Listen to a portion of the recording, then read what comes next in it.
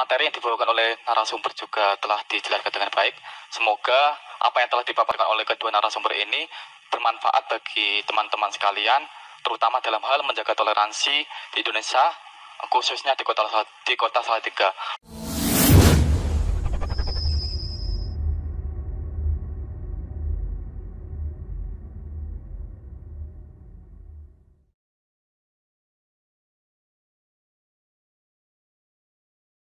Bambang Nursina yang saya hormati, sama dengan pendahuluan mahasiswa kami tadi, pembicaraan yang melibatkan berbagai agama pasti menyentuh hal-hal sensitif, tapi insya Allah dengan semangat persaudaraan dan kasih sayang akan kita lalui masalah sensitivitas itu. Injil Barnabas itu kan ditolak oleh komunitas Kristen. Saya ingin bertanya, sebetulnya bagian mana yang menjadikan Injil Barnabas itu harus ditolak? Kalau kesalahan-kesalahan data kecil itu saya kira juga terjadi di dalam Injil-Injil yang lain. Misalnya when down padahal seharusnya when up misalnya. Saya kira itu kesalahan kecil yang tidak harus berimplikasi kepada satu stigma heretik. Mohon maaf, apakah mungkin penolakan terhadap Injil Barnabas itu sebetulnya karena ada indikasi yang menunjukkan Muhammad yang akan datang setelah Yesus? Kalau tadi disebut the admirable, itu mungkin istilah yang baru muncul di abad-abad pertengahan gitu. Tapi saya pernah membaca juga bahwa dengan makna yang sama tetapi dengan menggunakan kata Yunani, Muhammad itu juga disebutkan gitu, dalam Farekrida atau apa saya lupa itu. Apakah benar asumsi saya itu? Yang kedua, apa sesungguhnya keberatan yang paling utama umat Kristiani sehingga tidak menerima Muhammad dan meyakini Muhammad sebagai nabi sebagaimana Yesus dan Musa alaihimussalatu wassalam? Dan yang ketiga, terakhir, bagaimanakah sikap saudara-saudara Kristiani terhadap para hermeneut yang pada umumnya berangkat dari gereja, tetapi kemudian tampak sekali usaha mereka untuk membuat Bible diterima oleh modernitas. Banyak sekali yang berusaha menyuwun sewu, misalnya kalau tidak salah Emilio Betti, kemudian yang ingin tanda kutip menyelamatkan Bible dari irasionalitas begitu. Dan ini dari kalangan gereja sendiri. Misalnya banyak hal-hal yang mereka anggap mitologis sekali yang tidak mungkin bisa diterima oleh nalar modern. Sehingga harus ada upaya demitologisasi misalnya terhadap Bible itu. Nah, bagaimana? Apakah pandangan-pandangan para hermeneut yang kritis tersebut juga menjadi mainstream di dalam dalam pikiran para penganut Kristiani? Saya kira itu, mohon maaf. Terima kasih. Untuk penanya yang ketiga, Assalamualaikum warahmatullahi wabarakatuh. Nama saya Bambang, tapi bukan Nursina, Pak. Jadi kebetulan namanya sama. Saya jadi jurusan ilmu Al-Quran dan tafsir. Mungkin sudah ratusan bahkan puluhan bahkan ratusan kali saya mengikuti apa yang disampaikan oleh Pak Bambang, karena memang saya sudah sering mengikuti apa yang disampaikan oleh Pak Bambang sekitar 2 tahun lebih. Jelas yang saya tahu, Pak Bambang ini adalah orang yang pernah belajar di Timur Tengah, apakah itu di Syria dan sebagainya. Dan ia pertama kali yang mengenalkan tentang kekristenan ortodok di Indonesia. Pertanyaan saya begini, Pak Bambang. Apakah tadi sudah disampaikan, apa perlu mohon maaf karena saya tadi agak telat, jadi baru beberapa menit yang lalu saya datang, mohon maaf. Jadi misalkan nanti tadi sudah disampaikan dengan rinci, ya mungkin bisa diulangi lagi karena saya baru tentang problematika Injil Barnabas ini. Jadi sesuatu sebagaimana yang disampaikan oleh Pak Dosen Agus tadi, bahwa ini ditolak karena apakah memang penolakan ini berdasarkan bahwa di dalamnya ada nubuat-nubuat tentang Muhammad. Yang kedua tentu bahwa sahabat-sahabat dari atau teman-teman dari Kristen menolak tentu berdasarkan siapa sebenarnya penulis ini. Tadi saya sudah ke teman-teman yang mungkin mendengarkan, dia mengatakan kata Pak Bambang pendeta siapa itu. Nah, begini Pak, tentang yang menulis Injil Barnabas ini sendiri, saya mendapatkan beberapa jawaban yang mohon maaf berbeda. Bahkan itu mohon maaf dari teman-teman Kristen itu sendiri. Pernah saya tanyakan ini siapa sebenarnya penulis Injil Barnabas, kenapa ini ditolak? Dia mengatakan bahwa yang menulis ini ada yang mengatakan salah seorang warga yang berkedudukan di Austria. Kemudian ada yang mengatakan bahwa ini ditulis oleh Mustafa de Arande, salah seorang Muslim yang ada di Spanyol. Pertanyaan saya, siapa sebenarnya penulis Injil Barnabas ini? Menurut Pak Bambang Rosena, dan tentu dengan didukung dengan bukti-bukti sejarah maupun bukti-bukti secara tertulis. Baik, Assalamualaikum warahmatullahi wabarakatuh. Iya, terima kasih. Yang pertama, bagaimana tentang adanya kontradiksi? Sebetulnya begini, kalau kitab itu munculnya kira-kira ratusan tahun, kontradiksi yang dipahami oleh orang modern itu harus didefinisikan ulang apa? Kalau Anda tidak usah ngomong 1500 tahun lah. Zaman Pangeran Diponegoro dengan sekarang aja kan alam tanggalannya beda, hitungan waktunya beda. Coba kira-kira kalau kita membaca tulisan dari zaman Majapahit. Ini satu contoh, ini belum lama, ini baru ratusan tahun. Ya, misalnya, Putra Nira Sang Sinagara, Bre Pamotan, pungkasan Bre Kertabumi, Kapernah Paman, Prabu Muktaring Kedaton, Isaka Warsa, Sunyanura Yuganingwong. Ini bahasa Jawa kuno ini. Kira-kira Anda paham nggak kira-kira bahasa ini? Terus kemudian orang berdebat sekarang tentang runtuhnya Majapahit tahun berapa. Lalu semua yang ditunjuk itu angka. Ada yang mengatakan 100 tahun setelah tahun 1500, ada yang mengatakan 1478, itu kan kontroversi. Yang menolak dan yang menerima sama-sama pakai kalender yang beda dengan zaman Majapahit. Karena waktu itu belum ada penulisan angka, yang ada Surya Sengkala. Zamannya Sultan Agung baru dibuat yang namanya Candra Sengkala, karena hitungannya pakai bulan. Lah ini belum sampai 1000 tahun, masih 600-an tahun, kita kontroversinya sudah seperti itu. Apa ini bertentangan? 1400 apa 1478 Pak? Angkanya 1400, cara bacanya pakai Surya Sengkala, Sunya 0 juga, Sunya Nura 0 juga, 4 wong 1, diwoco malik terbalik 1400. Babat Demak, Nir ilang kertaning jagat 1400. Entah ada peristiwa apa itu, yang penting angkanya itu. Sejarah nasional membuat angka 1478 itu awal pudarnya Majapahit. Karena apa? Karena sudah tidak ada pembaca yang ngerti hitungan zaman Majapahit. Kalender zamannya Yesus itu beda dengan kalender zamannya Paus Gregorius. Kira-kira kalau kita membaca Alkitab Tawarik dan Kitab Raja-Raja, itu lebih kuno lagi dari setelah pembuangan Babel. Sebelum pembuangan Babel itu tahun 600 sebelum Masehi. Nah, belum lagi tentang apa? Beda-bedanya pertama sistem kalender. Kedua, zaman Nabi Musa, itu kan ditulis kira-kira tahun 1300-an sekian. Belum ada bulan namanya bulan Nisan. Bulan Nisan itu dikenal setelah periode kitab suci ditulis setelah pembuangan Babel.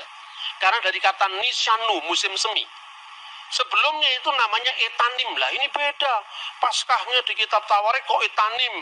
Di kitab Nabi-Nabi kok Nisan. Lah Etanim itu ya Nisan, sama Anda ngomong akad dengan minggu. Itu loh kira-kira. Ini mudah sekali dijawab. Orang yang kurang membaca ada yang mengatakan begitu. Karena apa? Kitab suci yang ditulis ribuan tahun yang lalu dipahami menurut logika zaman sekarang. Saya berikan contoh, jangankan kitab suci. Zaman kerajaan Sriwijaya aja beda kok. Belum lagi kompleksitas perjanjian baru. Karena di perjanjian baru, ketika gereja ada di Yerusalem, kalendernya pakai kalender Ibrani. Ketika gereja melangkah ke Antioquia, mulailah muncul gereja ortodoks Syria. Ke Mesir, mulai Koptik muncul. Kalendernya apa? Beda-beda lagi. Orang Koptik mulai kalender Anno Martiri dihitung mulai peredaran bintang Sirius. Tetapi orang Yerusalem kuno memakai kalender Ibrani yang disebut kalender seperti Islam, Anno Hijriah itu, pakai peredaran bulan. Ketika tanggal itu dikonversikan ke dalam teks yang lain, harus ada penyesuaian. Seorang lahir tanggal 27 bulan Zulkaizah tahun 1383 misalnya. Ayo masihnya berapa? Ngitung Natal, saya bisa hitung kepada Anda. Sampai detail saya bisa ngitung. Karena apa? Saya belajar kekristenan dari sumber aslinya, sumber primer. Saya tidak menafikan orang barat yang belajar kitab suci. Tetapi rata-rata yang mereka baca itu sumber sekunder. Jadi misalnya, Natal dituduh kelahiran Dewa Matahari. Lalu sedangkan Natal itu sudah ditentukan di Mesir tahun 189 kok. Kalender penyembahan Dewa Matahari baru tahun 274 zamannya Aurelius. Karena orang barat termasuk penulis entry Christmas di Britannica, Americana tidak pernah baca buku Didaskalia Apostolorum yang pakai bahasa Koptik, bahasa Yunani, dan itu yang saya koleksi sampai hari ini. Nah, makanya bagi saya, perbedaan informasi karena sistem kalender yang berbeda, angka tahun yang berbeda, itu persoalan sejarah, bukan persoalan ini. Kedua, visi teologis yang berbeda. Masing-masing penulis itu punya latar belakang yang mewarnai tulisannya. Karena di dalam pandangan Yahudi Kristen, yang namanya wahyu itu bukan sesuatu yang turun dari langit, tetapi wahyu itu menyejarah. Taurat bicara dalam bahasa manusia, kata misalnya orang Yahudi. Kristen juga demikian. Setelah aku menyelidiki dengan seksama segala peristiwa yang terjadi di antara kita, dari saksi mata dan pelayan firman misalnya. Artinya di situ ada riset. Nah, sekarang ini definisi tentang wahyu aja kita belum sama kok. Kita mau menilai agama orang dari perspektif kita, itu loh kira-kira. Nah, itu satu. Kedua, kenapa Injil Barnabas itu ditolak? Pertama, bukan karena isinya Muhammad atau tidak, menerjemahkan aja orang Kristen kok. Islam kan tinggal enaknya sudah diterjemahkan. Kan jarang yang ngerti bahasa Itali. Yang ngerti bahasa Itali kan pastor-pastor Katolik. Sudah diterjemahkan tinggal baca. Kalau orang Kristen punya niat jahat, nggak perlu dong diterjemahkan. Ngapain diterjemahkan? Itu merugikan kita.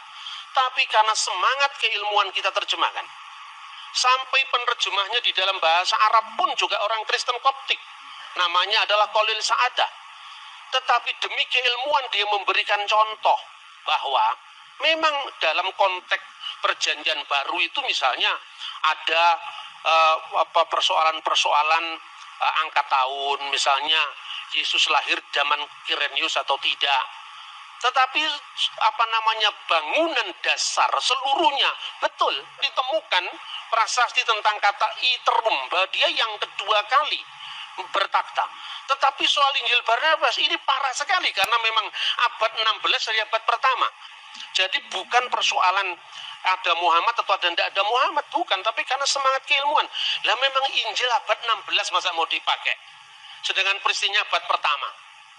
Sekarang gini, Anda percaya nggak proklamasi 17 Agustus tahun 1945? Percaya dari mana?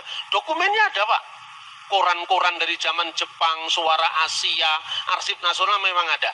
Kemudian kira-kira ratusan tahun kemudian orang mengatakan, loh kenapa informasi saya nggak diterima? Lah yang jelas kamu datang tiba-tiba dan punya nilai sejarah, bagaimana mau diterima? Nah, soal admirable itu bukan soal begitu. Karena di dalam naskah kuno manapun, sekarang ini terlalu mudah, saudara-saudara. Ada teman-teman yang mengartikan Parakletos itu dengan Periklitos yang terpuji, admirable. Tidak ada naskah manapun yang eksis dari 5.780 naskah. Semuanya berbunyi sama. Hode Parakletos tu penefma tu agion hupemsei, dan seterusnya. seorang penghibur yaitu Roh Kudus, dan penghibur ini dalam bahasa Yunani parakletos. Parakletos ini ditulis dengan huruf alfa, tidak ada huruf lain. Sebab kalau bahasa Ibrani kan seperti bahasa Arab, ya ada jitir. Bahasa Arab itu kan dibentuk dari 3 huruf, ya. Bahasa Ibrani namanya sores. Misalnya salum dari shin, lamit, mim, sama dengan bahasa Arab salam. Nah, kemudian di situ ada menjadi kata kerja baru, kata benda baru. Itu tergantung bagaimana pemakaiannya. Salam, muslim, taslim, itu kan satu akar kata. Tapi kalau bahasa Yunani nggak bisa.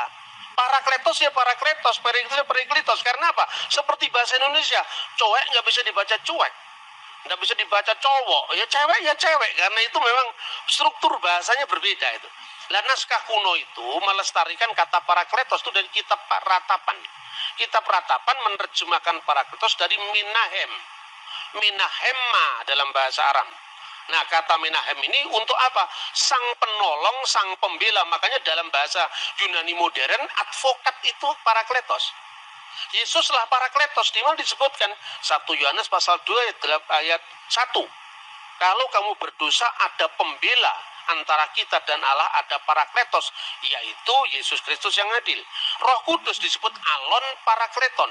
Parakletos yang lain, tapi kata alon itu menunjukkan satu dan berhubungan.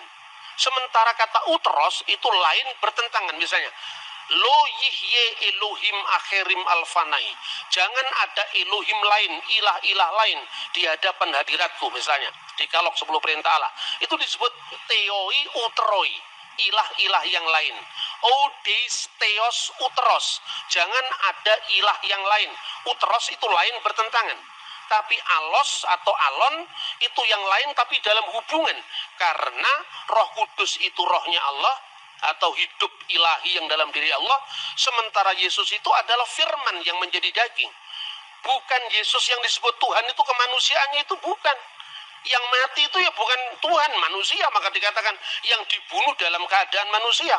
Seperti Quran turun ke dunia ada 2. Yang pertama yang kelihatan, yang bisa diterjemahkan, bisa dibaca dengan lipatan bibir, gerakan lidah, kata Imam Al-Ghazali dalam Qawaidul Aqaid.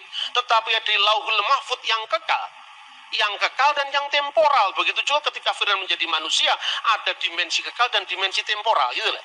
Dan itulah yang disebut alon parakletos dan alos parakletos. Seorang bapak gereja dari gereja Syria Timur, namanya Timotius Al-Awal, dia mengatakan, seorang Kristen boleh saja mengatakan Muhammad berada di jalan para nabi. Tapi kenapa kita tidak langsung mengatakan Muhammad itu nabi? Lah karena sudah tutup, tidak ada kesempatan lagi. Sama dengan orang Islam mengatakan Muhammad kataman nabiin. Lah kalau ada nabi setelah Muhammad kira-kira bagaimana? Kesulitan. Karena apa? Secara moralitas itu universal. Baik itu baik sekalipun tidak terjadi di wilayah kita. Tapi kita tidak terlalu berambisi untuk harus mensinkronkan teologinya. Karena apa? Karena definisinya aja belum sejalan. Bagaimana kita memaksakan teologinya? Saya contoh. Rasul dalam iman Kristen dan Islam itu beda mananya. Rasul dalam Kristen itu berasal dari kata Ibrani Selia. Artinya apa? Seorang yang punya otoritas mewakili umat. Jauh dari perbedaan seorang nabi menerima wahyu dan tidak wajib menyampaikan kepada umatnya, seorang rasul menerima wahyu wajib menyampaikan kepada umatnya. Nah, definisi ini dibuat tahun berapa? Sementara kata Salia sudah berlaku untuk iman Kristen dan Yahudi jauh sebelum Islam lahir. 600 tahun berlalu tentu saja definisi itu ada yang berkembang toh. Artinya di dalam Kristen Ibrahim bukan rasul, di dalam Yahudi Musa bukan rasul. Tapi Musa adalah nabi, Ibrahim adalah nabi. Rasul hanya ditentukan untuk wakil-wakil kongregasi Yahudi. Makanya disebut Selia Hasibur. Jadi Yesus itu imam besar, makanya disebut rasul. Beda dengan definisi rasul yang dipaksakan oleh banyak orang yang berpolemik lintas agama itu loh. Nah, seperti ini selesaikan dulu dong definisinya.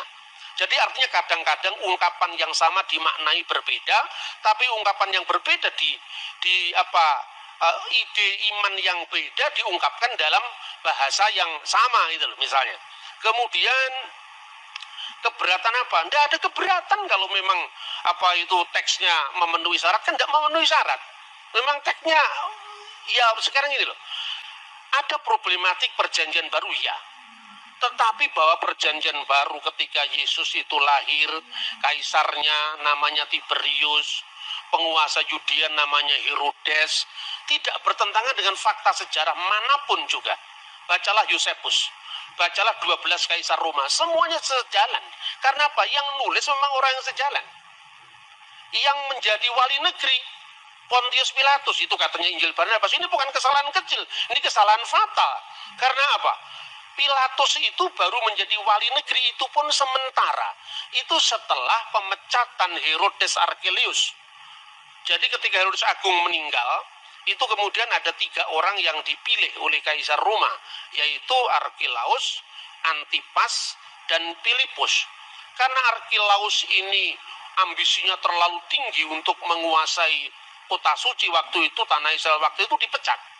Sensus yang pertama ditulis Injil Lukas masa Kirenius itu sensus Pax Romana, kesatuan Romawi.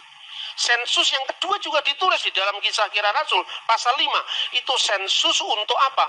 Melacak sisa-sisa pengaruh kejahatan Archelaus dalam rangka menyelamatkan jajahannya Roma. Maka kemudian Kaisar Tiberius mengangkat Pilatus, dan itu tidak hanya ditutup perjanjian baru. Untuk mengatakan seperti itu tidak usah dibaca perjanjian, tutup saja Injil. Baca Yosefus, itu clear sejarah itu. Nah, Injil Barnabas satu pun nggak ada yang masuk itu. Bagaimana tahun Yobel dikatakan 100 tahun, itu kebangetan itu. Kalau ada orang yang masih membela dengan nada yang sangat apologetik. Mungkin kata 100 itu karena kaburnya antara huruf L dengan huruf C. Kalau L itu hanya 50, ditulis itu C itu, dia aslinya di sini cento. Kan orang bisa lihat tuh aslinya. Makanya saya anjurkan untuk mahasiswa, belilah sumber primer. Kenapa ada banyak orang yang membaca Injil Barnabas berbeda-beda? Karena tidak punya bukunya ini. Makanya dia terus bikin spekulasi yang macam-macam. Misalnya dia Mustafa de Arandi. Saya pastikan yang namanya penulis Injil Barnabas itu Framarino. Karena apa? Pertama, fakta bahwa pada waktu itu politik inkuisisi gereja menelan banyak korban. Dan korban pemaksaan agama itu orang Muslim dan orang Yahudi. Dari Marano dan Morisco. Kemungkinan yang namanya Framarino itu korban inkuisisi. Lalu melampiaskan dendamnya di masa permusuhan umat beragama zaman abad pertengahan itu, menulis Injil Barnabas. Cuman karena dia belajar sejarahnya tidak komplit, makanya terlalu bersemangat nulis Injil sampai 222 pasal. Maka saya katakan ini the Gospel of Gregetan. Ya kan? Tidak ada dalam sejarah Injil sampai 200 pasal itu, tidak ada kalau bukan orang marah. Nah, itu yang pertama. Kedua, catatan-catatan pinggir itu tidak mungkin dilakukan oleh orang lain. Karena apa? Periksa uji karbon dari teks itu kan masih sangat baru. Wong teks dari abad pertama aja bisa ditentukan. Misalnya Papyrus 52, itu yang dikenal John Ryland Papyrus. Isinya hampir separuh dari Injil Yohanes. Dulu abad lalu, orang baru periksa uji karbon itu baru menentukan abad. Sekarang udah ketinggalan. Teknologi terbaru, periksa uji karbon itu hanya bisa berjarak puluhan bahkan tahunan saja. Maka sekarang uji karbon terbaru P52 itu asalnya dari tahun 115 Masehi. Yohanes anak Zebedius menulis Injilnya tahun 90. Karena menurut catatan Bapak Gereja kuno, misalnya Papias. Papias itu siapa? Muridnya Yohanes langsung. Polikarpus, muridnya Yohanes langsung. Kalau di Islam ini seperti tradisi sanad itu loh. Itu di gereja ortodoks dipertahankan. Kenapa orang-orang Protestan itu tidak paham itu? Karena dia terlalu baru, zaman VOC baru muncul. Akibatnya apa? Karena kekurangan data primer tadi, dia melakukan eksperimen-eksperimen yang terlalu jauh mengambil kesimpulan. Misalnya Natal, perayaan Dewa Matahari, itu baru dipersoalkan tahun berapa? Tahun 1700 sekian itu, zamannya Paul Ernest Jablonski. Terus kemudian diikuti oleh orang Katolik di Benediktan. Karena apa? Mentalitas orang Katolik itu minder sama Protestan. Nah, itu kira-kira. Itu bisa dilacak dengan sumber-sumber primer langsung. Kemudian bagaimana sikap saudara Kristen terhadap para seket gereja yang mengatakan bahwa ternyata Bible tidak tahan dengan teks-teks modern itu, suara abad lalu itu. Sekarang udah ketinggalan kereta. Sekarang kenapa saya bilang begitu? Sekarang gini, jujur sajalah. Penemuan arkeologi itu dari mana awalnya? Dari gereja. Penemuan arkeologi Timur Tengah itu diawali dari namanya Rosetta Stone. Tahun 1795 itu dimulai ketika Napoleon Bonaparte menduduki tanah Mesir. Lalu salah seorang tentaranya menemukan satu batu tertulis dalam 3 bahasa, yaitu bahasa hieroglif, bahasa Mesir kuno yang dipakai pada zaman para Firaun. Kemudian bahasa demotik, bahasa Mesir kuno dipakai di antara demos, rakyat, dan bahasa Yunani. Adalah seorang Perancis Katolik, di agamanya masih muda, umur belasan tahun, sudah menguasai 4 bahasa kuno, Ibrani, Yunani, Latin, Aramaik. Ketika dia mendapat pengumuman dari zaman Napoleon, siapa yang mau ikut ekspedisi arkeologi ke Mesir, dia datang. Bingung waktu di Mesir, apa yang dia lakukan? Dia tanya, komunitas terkuno dari gereja ini, dari Mesir ini apa? Islam? Bukan, baru abad ke-7. Kristen Ortodok Yunani juga tidak. Kristen Koptik Ortodok. Nah, untuk dia bisa komunikasi dengan orang setempat, dia pakai bahasa Arab. Lalu masuk gereja, bingung dia. Wah, ini ada liturginya kok, selain bahasa Arab, ada bahasa Yunani, ada bahasa Mesir kuno. Tetapi ketika nama-nama dewa itu diganti dengan nama Yunani, misalnya Theos, Agios, Theos, Agios, Iskiros, Agios, Thanatos, diterjemahkan pakai bahasa Arab. Kudusullah, Kudusul Qawi, Kudusul Ladila Yamut, Irhamna. Al-Mastulillah biwalibni warahil kudus ala ana wa kulhainin wa ila dahri dahirin amin. Ini nggak ada Islamnya, ini Kristen asli ini. Itu apa artinya itu? Wah, ini berarti ada bahasa-bahasa kuno yang dipakai di sini. Ya, gimana kami bisa belajar? Amat-amati itu 23 tahun dia bisa memecahkan. Dilihat bahasa Yunaninya jelas. Oh, di sini ada kata Ptolomaus, di sini ada kata Cleopatra yang selama itu hanya lewat cerita Antoni Cleopatra, ternyata ini tokoh historis, dilacak sama dia. Terus ada tulisan dalam bentuk huruf, dalam bentuk tanda gambar seperti matahari. Jangan-jangan ini matahari ini bahasa kuno yang sudah tidak berlaku lagi ribuan tahun. Dilihat bawahnya ada kata Helios, ini matahari, jangan-jangan matahari. Dia datang ke gereja kuno itu, tanya, kamu punya Alkitab selain bahasa Arab, bahasa apa? Yunani. Selain bahasa Yunani, bahasa Koptik. Apa itu bahasa Koptik? Bahasa zaman Fir'aun. Kok hurufnya huruf Yunani? Iya, ketika Rasul Markus datang ke Alexandria, penerus-penerusnya menciptakan peradaban baru. Makanya menciptakan huruf baru. Kayak orang Jawa sekarang, Anda lihat itu orang Arab, suruh baca Arab Pegon kan tidak ngerti. Itu produk lokal, karena itu menunjukkan bahwa bangsa kita bangsa besar sampai bisa bikin tulisan Arab Pegon. Begitu juga di sana. Dilihat ternyata, kamu tanya bahasa Koptik, ya. Bagimu akan ada matahari yang tidak pernah tenggelam. Bahasa Koptiknya apa? Oh, bahasa Koptiknya adalah on. Bahasa Koptiknya adalah ra. Ada 2 kata, ra dan on. Ra itu apa? Matahari. Itu dia baca dari Alkitab. Orang-orang Israel membangun kota namanya Ramses. Ra itu hari. Mese itu artinya apa? Artinya anak. Anak sang matahari, anak dewa matahari. Nama aslinya Musa apa? Moshe. Mo itu air yang mengalir. Mese itu bahasa Mesir kuno, artinya anak. Anak yang diambil dari air yang mengalir. Ketemu sudah ini bahasa. Sejak saat itu muncul namanya Egyptologi. Ini asalnya dari Bible ini. Kok dianggap Bible bertentangan dengan pengetahuan bagaimana? Yang mulai arkeologi adalah Alkitab kok. Seumpama waktu itu tidak ketemu kata Ramses, tidak akan ketemu arkeologi Mesir kuno. Baru mulai ada penggalian di di Rasamra, penggalian di Babel, ketemulah kota-kota kuno, kota Abraham, namanya apa? Tel Turahi, cocok dengan namanya Abraham dalam Alkitab, Terah. Ya, Til Nahur, cocok dengan nama Nahur. Berarti nama-nama Abraham itu pasti bukan nama Yunani, pasti bukan nama Arab, tapi nama Akadia kuno. Dan itu cocok. Mertuanya Yusuf namanya Potifera. Poti itu yang dipersembahkan Vera kepada Ra, matahari. Sama dengan orang Jawa, namanya Suryawan.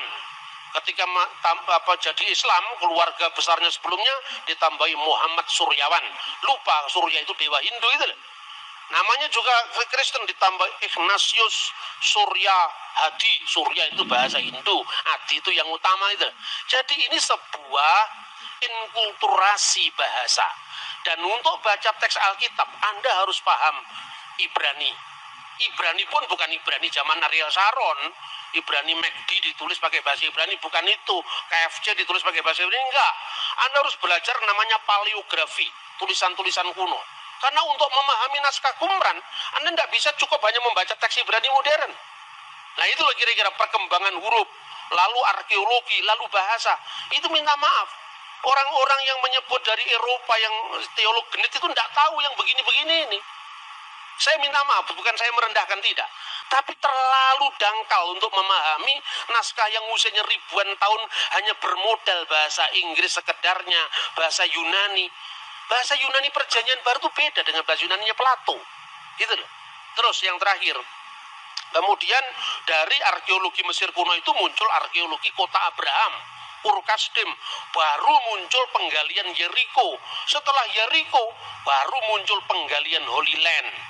Pada saat para teolog yang meragukan bahwa teks-teks itu hanya bersifat simbolik, itu muncul sebelum era penemuan arkeologi. Satu contoh misalnya, seorang meragukan apakah dalam Perjanjian Baru ada ungkapan 5 serambi dalam kolam Siloam. Mana tidak pernah ada arkeologi yang membuktikan ada 5 serambi. Lalu dia tafsirkan, kalau gitu itu hanya sifatnya alegoris. 5 serambi itu 5 Torat Musa. Jadi itu nggak bisa dipahami secara literal. Tahun 1961 ketika buku ini terbit, pada saat yang sama timnya Marshall itu menemukan memang benar dalam penggalian kolam Siloam ada 5 serambi.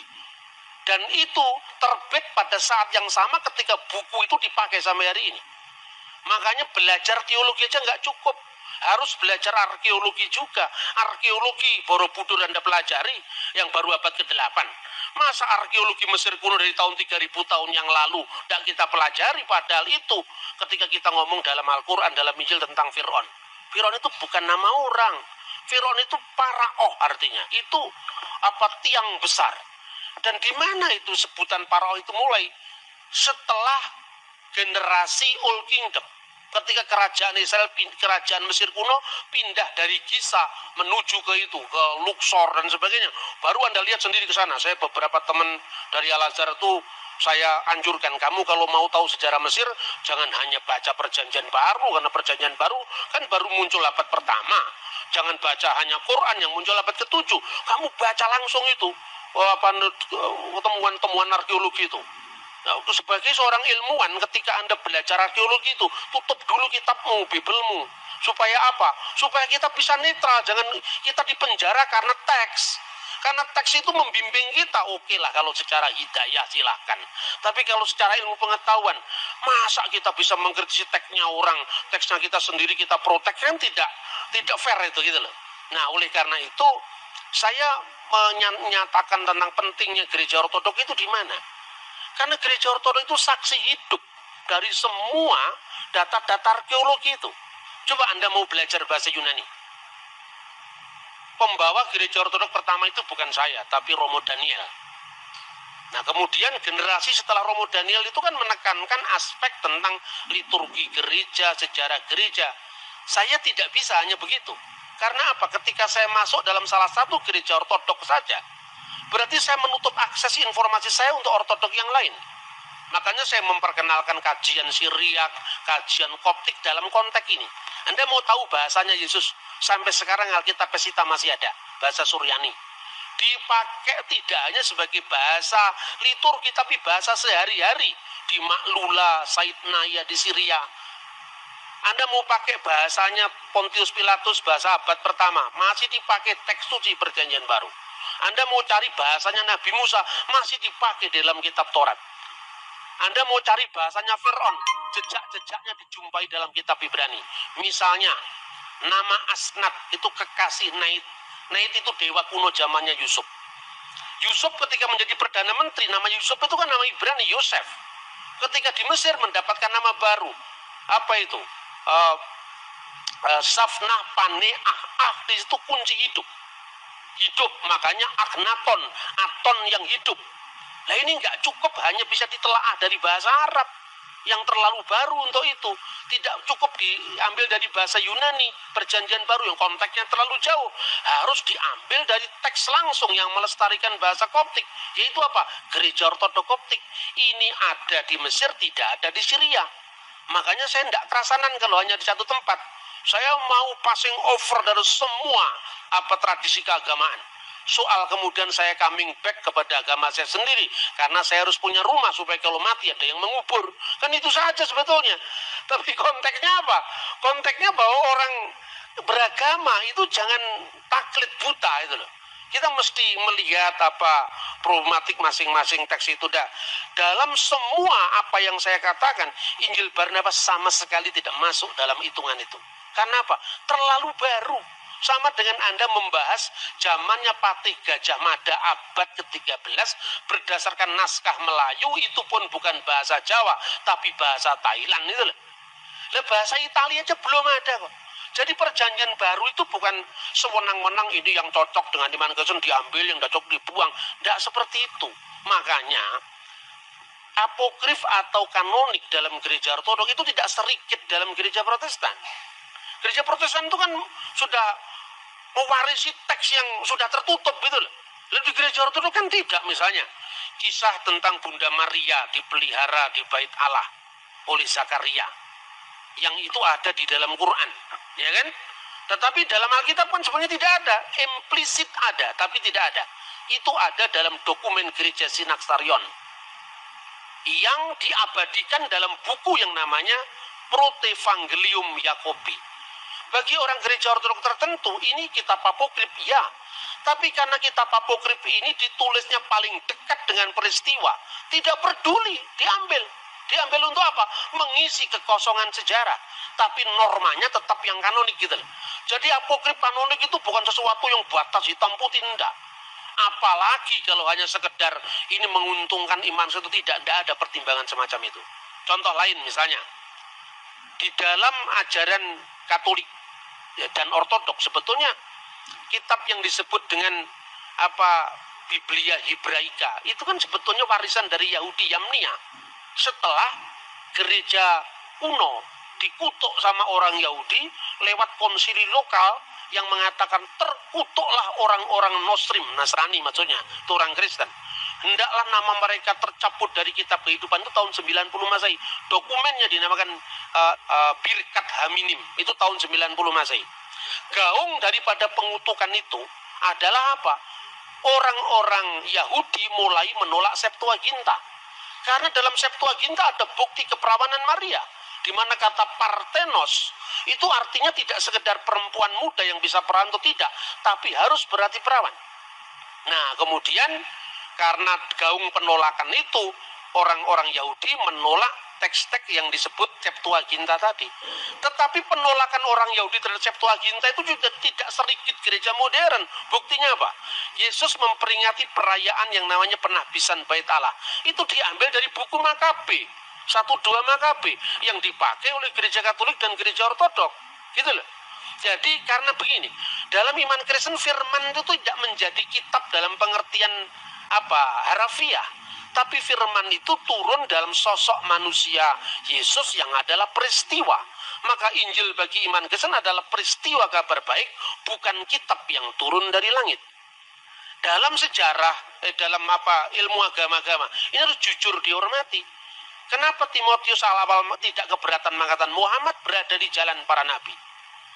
Di satu pihak dia tetap bisa mengagumi nilai-nilai kebaikan pada agama lain, tapi di pihak lain dia tetap untuk menjaga koridor teologisnya dengan agama lain. Ini mirip. Anda bisa mengikuti bahwa ada orang agama Bahai yang orangnya kelakuannya baik-baik ketimbang kelakuannya yang suka bakar-bakar toko itu. Secara ortopraksi dia baik, Tapi kan kitabnya kitab setelah Al-Quran, Pak. Nabinya juga Muhammad Ba'ullah. Itu sudah tutup, Pak, pewahyuan kita. Namanya katamu Nabi Muhammad.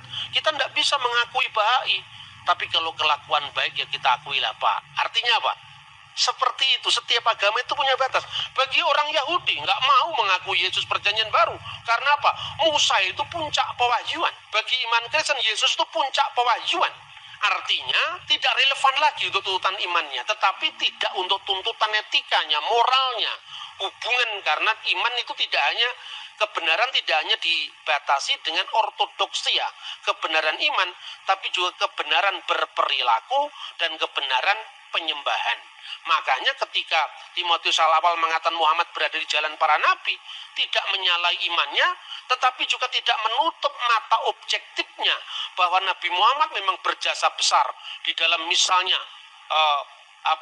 mengarahkan bangsa Arab sampai kepada satu deklarasi bahwa tidak ada ilah selain dari Allah. Itu loh kira-kira. Dan itu ternyata cocok dengan perjanjian baru. Tetapi definisi kenabian, definisi pewahyuan itu memerlukan jalan panjang lagi untuk kita berdialog. Makanya perlu dialog teologis seperti ini. Terima kasih. Materi yang dibawakan oleh narasumber juga telah dijelaskan dengan baik. Semoga apa yang telah dipaparkan oleh kedua narasumber ini bermanfaat bagi teman-teman sekalian, terutama dalam hal menjaga toleransi di Indonesia, khususnya di kota Salatiga. Mungkin itu saja yang dapat saya sampaikan. Kurang lebihnya mohon maaf. Terima kasih. Wassalamualaikum warahmatullahi wabarakatuh.